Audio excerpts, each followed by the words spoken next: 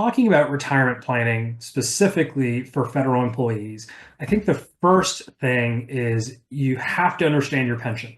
You have to understand how it is paid out, how it is calculated, and honestly, you have to understand how to game the system a bit. It's based off your three highest years of average salary and your years of service. So if I'm a federal employee and perhaps you're considering taking the White House up on their offer to have voluntary leave and get your 7 months pay, you have to consider, am I getting my pension? Is this worth it for me? Is it worth it for me to stick around for 2 more years to maximize kind of this matrix that the government has? So that is absolutely paramount. I think everybody should know where they are in each of these defining variables so as to maximize their output. Because maybe 1 more year of working will put you in a different category that will last you the next 40 years of your life. So very, very worthwhile to understand the variables that go into that matrix. Everybody has this question that I speak to, and it's Social Security and the timing of it. So the answer has to be looked at through the frame of this financial plan.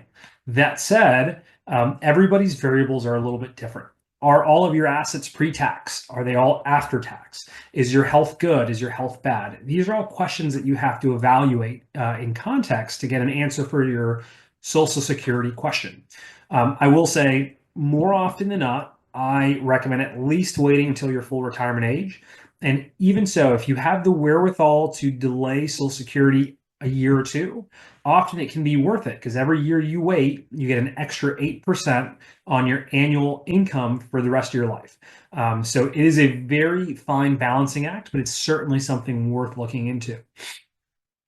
FEHB eligibility, so health insurance, it is extraordinarily important to every retiree to make sure that they have access to healthcare.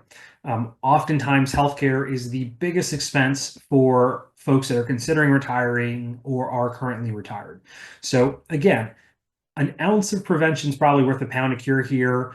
Working an extra year, making sure you meet full eligibility, potentially will be well worth it and well worth it for 35 years. Again, with federal employees, we have a way to game the system.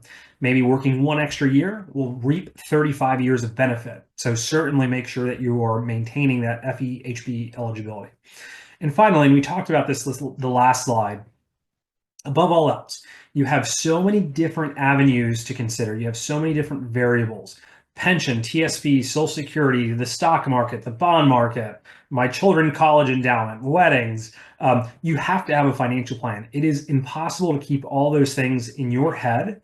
And further, it's even more impossible to look back on them during times of market duress and not look at them with a clouded lens. So we build our financial plans for all of our clients. We come back to them probably at minimum twice a year, and we constantly are updating for new life events.